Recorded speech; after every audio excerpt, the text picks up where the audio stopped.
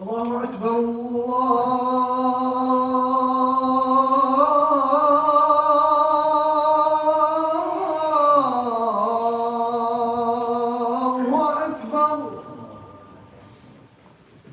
الله أكبر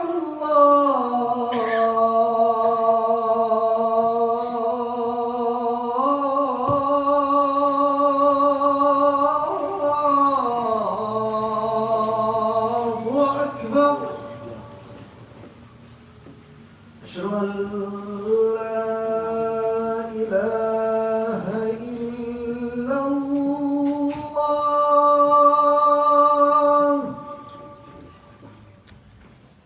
أشهد أن لا إله إلا الله أشهد أن محمدًا رسول الله أشهد أن محمدًا رسول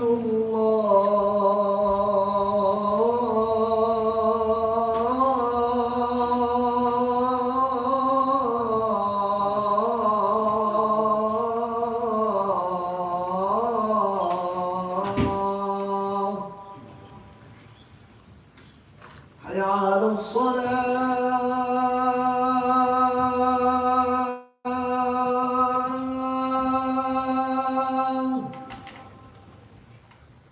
حي على الصلاة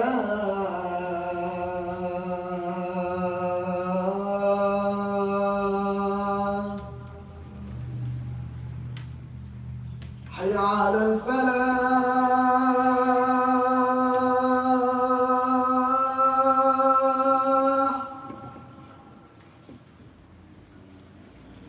حي على الفلاح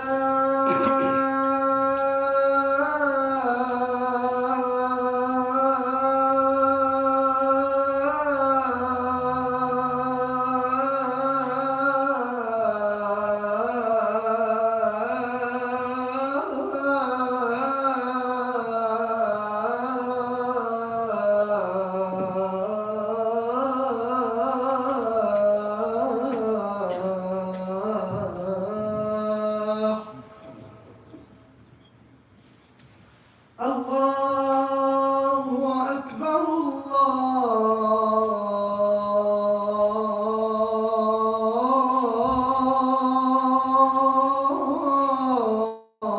الله أكبر لا إله إلا الله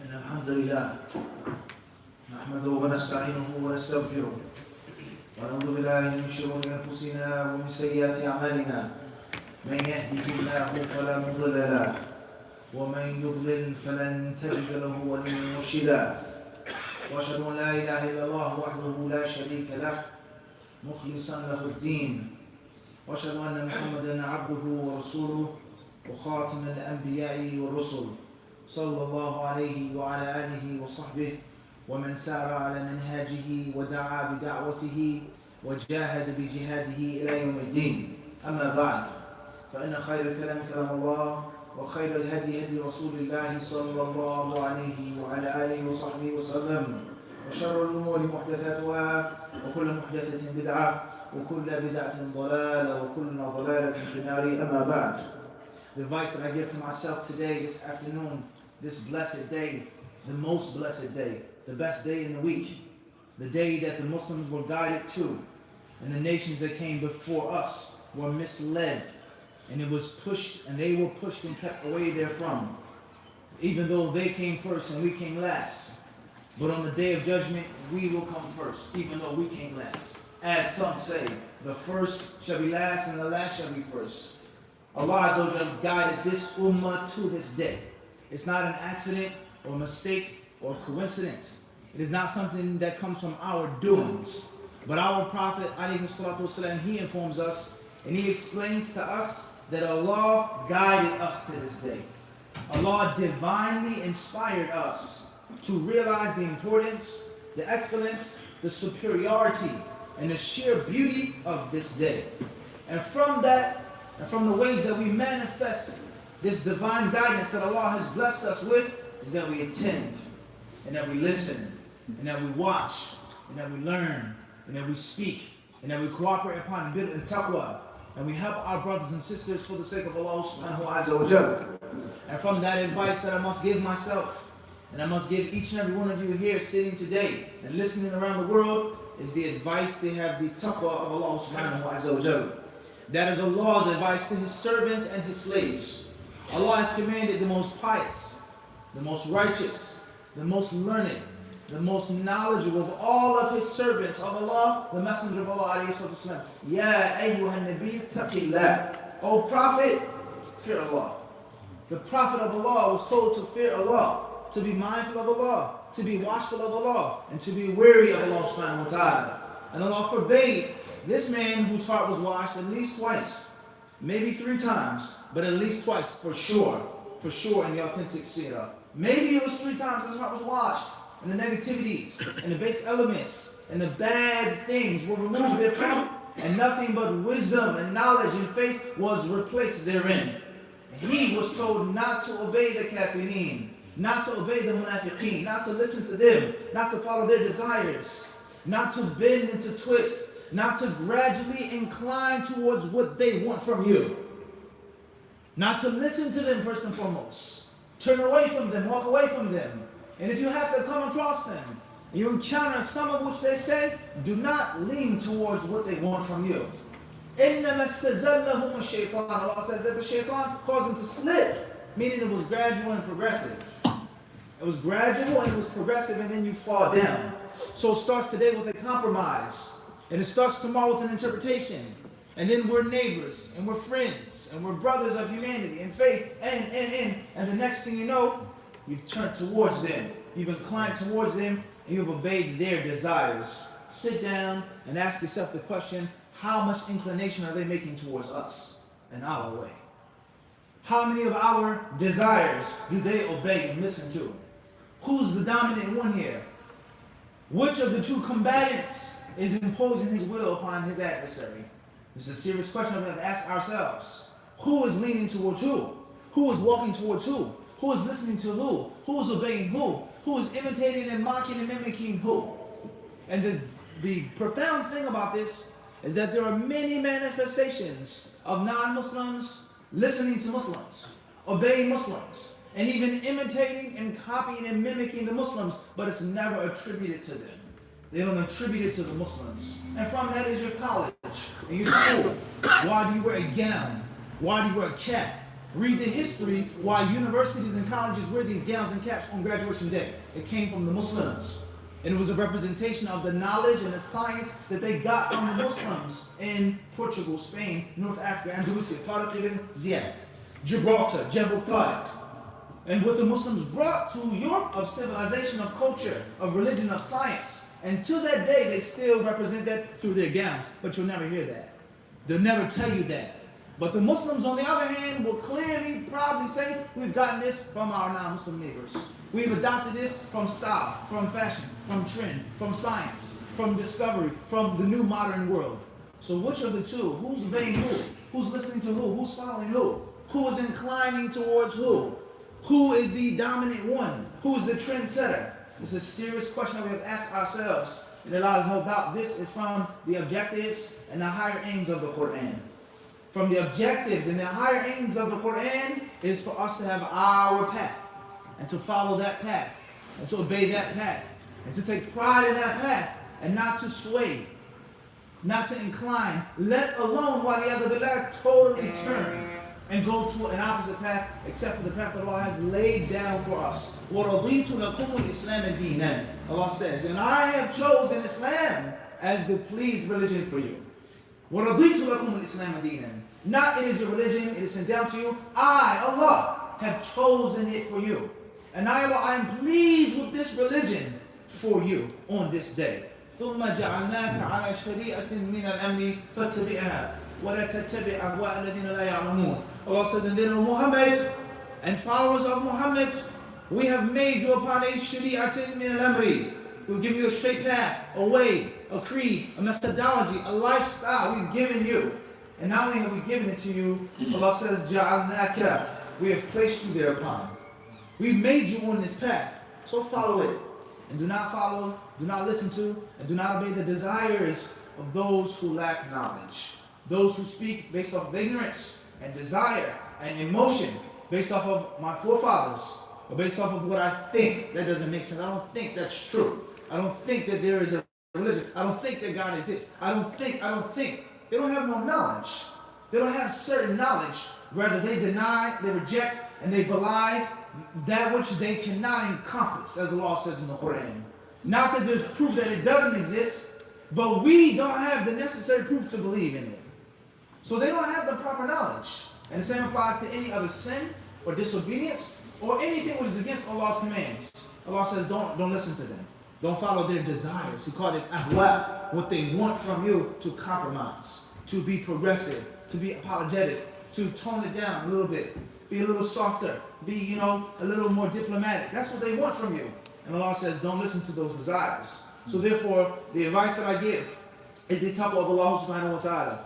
And from the virtues of taqwa and the benefits that you reap and obtain from fulfilling your Islamic commandment and obligation of taqwa, that the Prophet ﷺ was commanded to perform, is that you will receive karamatullah, the nobility, the generosity that Allah gives His servant, and that you will be kareem, noble with Allah, and you will be esteemed and prestigious with your Creator.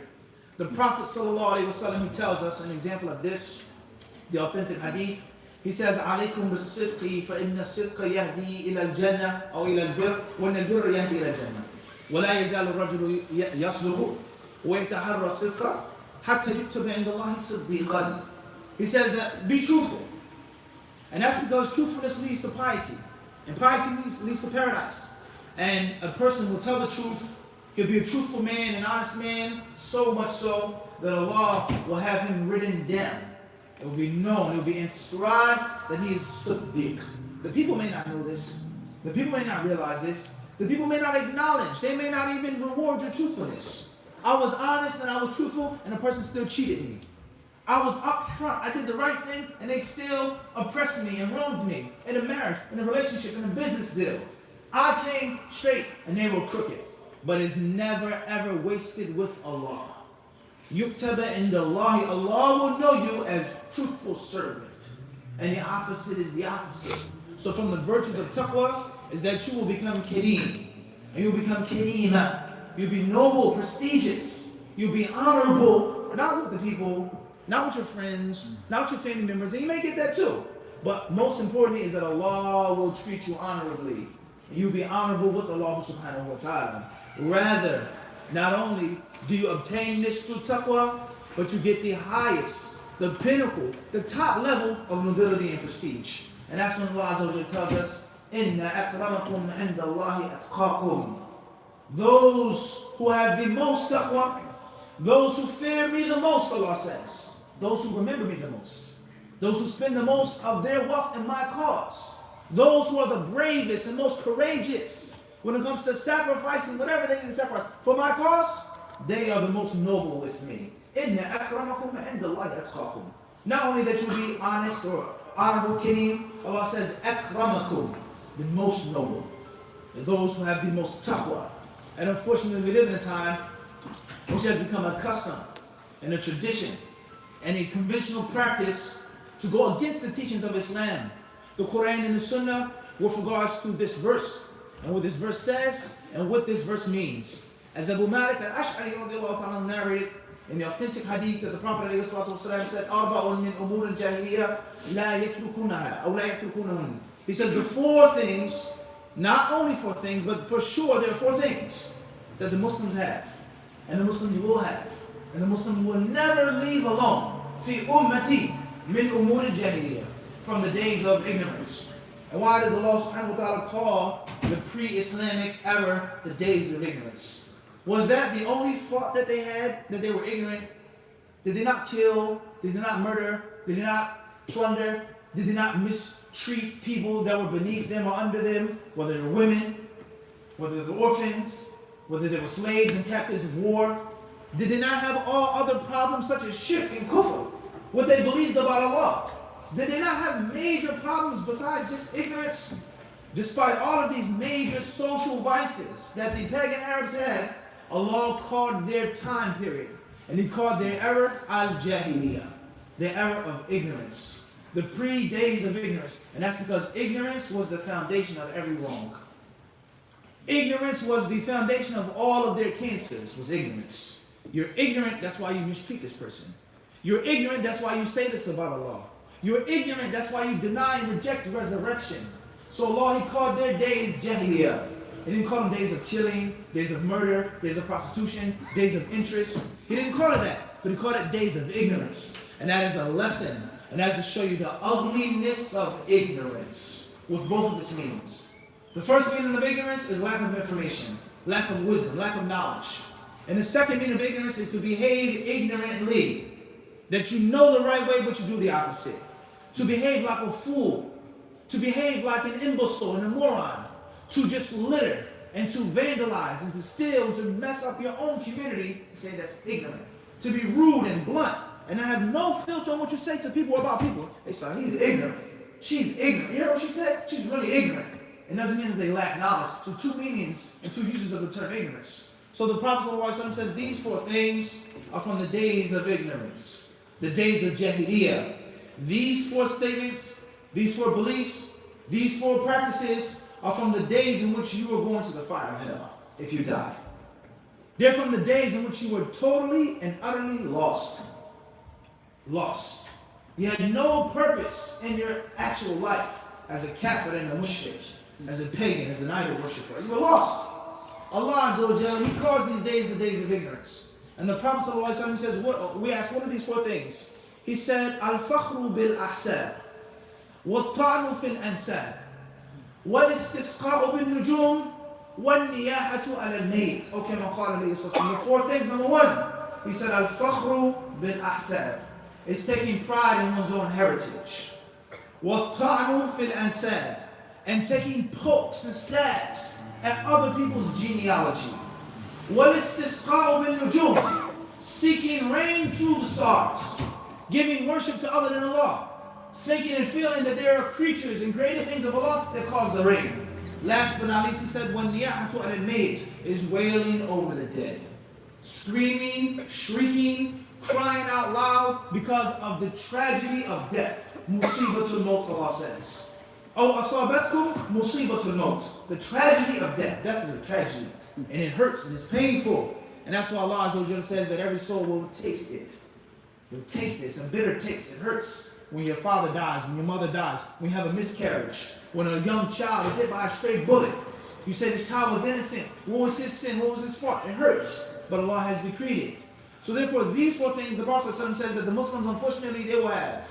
They've had, they have, and they will have. And that the head of them is al-fakhru bil-asab. It's me to stick out my chest and to put up my head. I am noble. My father is such and such.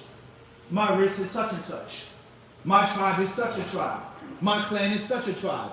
I come from such a land. I come from such a country. I've learned this. I have this. I aftakhir.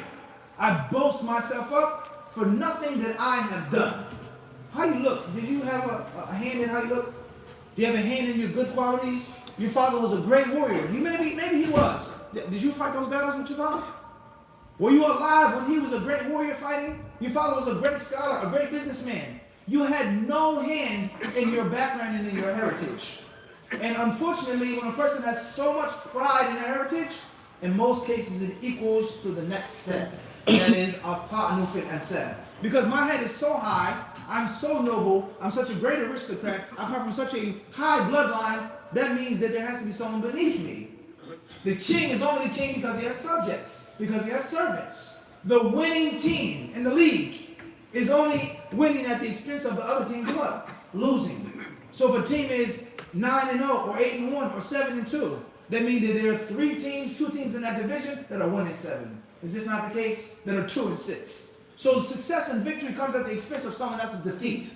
So because my pride is so great in my lineage, that means number 2, and that is apart. Your lineage is low. Your lineage is base. You're not as good as me by birth. What is my fault that I was born like this? That I was made like this? That I was created like this? What hand did I have in that? I had no hand. So what? It's your fault. You're low. You're beneath me. I'm better than you because of my lineage. And perhaps your mother was this. And maybe your father was that. Your father was a coward. Your father was this. Your father was that. Your father, he ran from the battlefield and he made attacks on people's backgrounds. Then the Prophet ﷺ, he said, what is this called in Nujum? Is to attribute the virtue of Allah and the bounty of Allah to other than Allah subhanahu wa ta'ala. Mutirna bi nawkala. We've been given the rain because of this constellation. We've been given the rain because of the news. We've been given the rain because of this scientific proof and evidence. And not saying Allah has given us the rain. Mutirna bi fadlillah. Allah sent down the rain. And from that which Allah has created and made is the human being and his brain the ability to determine meteorology. There's no contradiction between Islam and between modern science. There's no contradiction between a weather forecast and Allah is the only one who knows when the rain is going to come down. There's no contradiction. Allah gave man the ability to know, to think, and to look at the clouds and to track the clouds. Then the Prophet ﷺ said, وَالنِّيَاحَةُ عَلَى الْمَيِّتِ. It's to shriek over the dead. Why Allah? Why? My husband. Why my son? They never did no wrong. They never did no harm to anyone. And to have a big, large party, and you invite this reciter, and you make this big, huge, gigantic banquet, and you sit there for days, and you talk, and you mourn, and you gossip, and all other haram things that take place at these type of wakes, which are from Jahiliyyah. And oftentimes people, they have no sabr, no patience, and that's manifested in scratching the face. That's manifested in tearing the clothes. And that's manifested in crying out loud. As far as the tear that falls down your cheek, that's not your blame. You're not blamed for that. As far as sadness that you feel in your heart, that's not haram. As far as weeping humbly, that's fine. But you are not allowed to show that you lack the necessary patience upon Allah subhanahu wa ta'ala's painful pre-decree. And that is manifested in death. So the Prophet ﷺ, not only does he tell us about these 4 things from Jahiliyyah, but he tells us and he informs us of these 4 things to warn us therefrom. To warn us therefrom. He's not just telling us just to tell us, as we have the habit of just gaining information. This is interesting, reading this story. It's interesting reading this article. But it's practical and pragmatic knowledge. 4 things that the pagan Arabs used to do when they were astray and lost. You avoid those 4 things. 4 things of misguidance. You avoid them by having the proper guidance. And that is by doing the opposite. Not boasting about your heritage. And of course, and for sure, not talking about other people's lineage and their genealogy. That's if the information is accurate. That's if the information is factual. Let alone if the information is inaccurate and it lacks any type of factual basis and foundation. And if you look and sit down and read the statistics and read the true books of history, you'll find that what you said is the exact opposite. Let alone that it's haram and it's a major sin. But if it was right, it wouldn't be as bad. So how ugly is it to combine ignorance, lack of authentic information, and a ta'nu fil ansab? Indeed, that's ugly. And the same applies to seeking rain through the moon or through the stars, the nujum, attributing to other than Allah subhanahu wa ta'ala, and shrieking over the dead. We ask Allah Azza wa Jalla for purification. Ameen.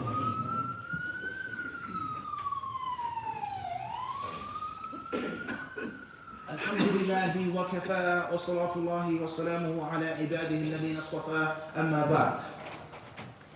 Due to the fact that the Prophet ﷺ said these 4 things, and he explained to us, is that they are fi ummati. They exist in my nation. They will be. And he says, la yatrukunahun, they won't leave them alone. This is the preparation for the Muslim to realize is that among the Muslims, I'm going to encounter racism. Among the Muslims, I'm going to encounter prejudice. Among the Muslims, I'm going to be looked at a certain way because of the color of my skin, my shade, and my complexion. We come from the same city. We come from the same background. You're lighter, I'm darker. So therefore, you're going to get a privilege. You're going to be given this and I'm going to be given that. Need we mention countries in which colorism and the caste system, even to this day, in this masjid, it does exist. And if a person comes asking for something of this race or this complexion, I was in a restaurant yesterday. A lady came in begging for money. She had a total peculiar, to say at the least, claim for her needing money. And I won't mention what restaurant it was and where they were from. They all put out their wallets and they gave her money. So the first thought that came to me, maybe it was from Shaitan, if another lady from another race or another color would have come in asking for money, would they have pulled out their wallets and given that money? Allah knows best. But I'm sure you get the idea of how people treat different people differently because of complexion, because of melanin and the lack of melanin. So we have racism, or race, and then we have colorism. Same race, but different color. And then we have tribalism. We're going to fight and go to war and kill each other because of our tribal differences. And we have feuds or feuds among clans. And then we have a woman is treated in a way and a man is treated in a way. A man makes more money than a woman. Why? The woman does the same job. She performs a better job than the man, but she still gets paid less. Is that fair? Is that democratic? Is that diplomatic? Is that constitutional? Is that correct? And the list goes on to the different prejudices that we have. The Prophet ﷺ is making it easy for us. He's making it simple for us. And he's warning us that it's going to take place. It's going to happen. It's not something which is strange. It's not something which is weird. It's going to take place, even among the Muslims, unfortunately. And how could this not be the case when the Prophet ﷺ said to one of the most learned of the companions, one of the most virtuous of the companions, who became angry and became impulsive. And he fell victim to his human nature when he and another man got into an argument and got into a fight. He got into an argument and got into a fight. And he said some words that he didn't mean. He said some words that he wasn't supposed to say. And he spoke about the man's mother. He says that you're the mother of such and such. You come from such and such a lineage and such a background. The Prophet ﷺ, he said, Ayatu bi ummihi. He says, you attacked him because of his mother. Were you right? Were you wrong? Was he incorrect? The Prophet never addressed that. He said, Ayatu bi ummihi. You've slandered him, you've disrespected him because of his mother, because he has no sin in that. إِنَّكَ رَجُلٌ فِيكَ جَاهِلِيَّةٌ. He says, you're a man in which there is jahiliyyah. You're not a jahil person, but in you is a trait of jahiliyyah. Fika jahiliyyah. So this hadith proves is that there could be a Muslim who prays, who fasts, who loves Allah and His Messenger, but may still have some traces of jahiliyyah. So this is the case of someone who gets angry, someone who's impulsive, someone who makes a slip of the tongue, an actual mistake. Well, what is the sin? What is the crime? What is the ugliness and the magnitude, the monstrosity of a person who says it, who's supposed to be learned, who's supposed to be a caller to Allah, an educator of Allah's religion, and he speaks in such a manner? Of course, it's going to be even worse. And that's why many of the pious predecessors, they would say, "Ihdaru zaygat al-hakim." It says, beware of the slipping of a wise man. Beware of the mistake of a learned person, because many people, they follow that person and they think it's okay and it's all right and it's no big deal, it's no big issue, it's a trivial, small, petty trifle. And that's not the case. The Prophet ﷺ did not excuse Abu Dharr. He didn't say you were angry. He did not say that you lost your temper. He said, Ayatu bi ummihi. Bottom line, you talking about his mother? And the Karajun fika jahiliyyah. He says, you're a man in which there is jahiliyyah. And that could be an issue or an example of racism. And Allahu Alam, who was the man that he spoke to?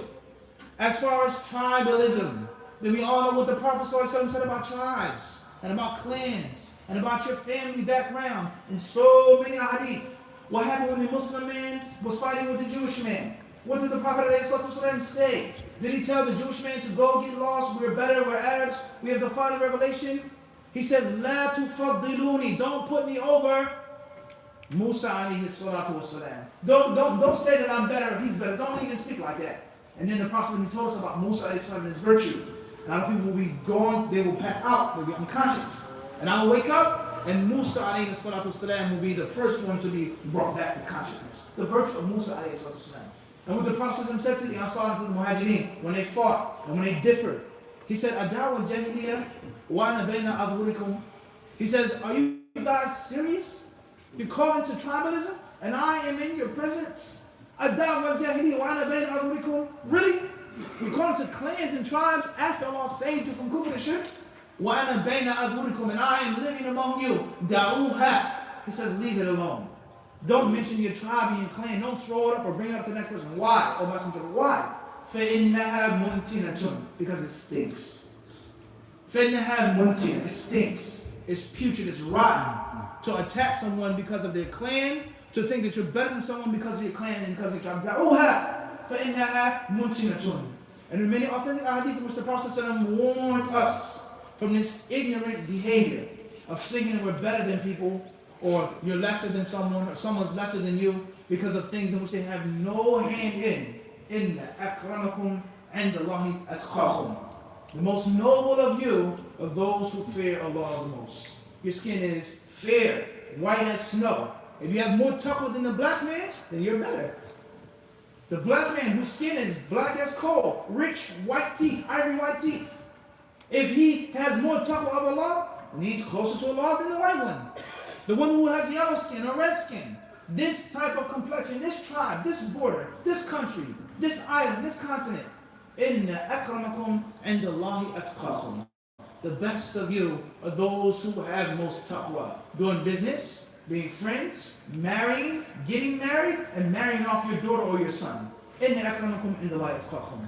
Do you pray? Do you fast? What masjid do you go to? So on and so forth. You can marry my daughter. I really don't like the way you look. And I'll prefer you look another way. That's fine.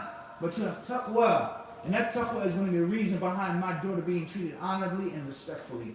That taqwa is going to be a means of me having good, righteous grandchildren. And not grandchildren that come in a house of abuse and alcohol and drugs and fighting, and the list goes on. However, the humans, they don't see that far. And they have the ability to see that far, but they choose to look at the tips of their nose. As Allah says, فَاسْتَحَبُّ الْعَمَى. They chose blindness over guidance. They chose to be blind even though they had the ability to see clearly. So we ask Allah to guide us. Amen. We ask Allah to allow us to see clearly. Amen. We ask Allah to purify our hearts from the filth of jahiliyyah, all of it. Subhana rabbika rabbil izzati amma yasifun wa salamun ala al-mursaleen walhamdulillahi rabbil alamin.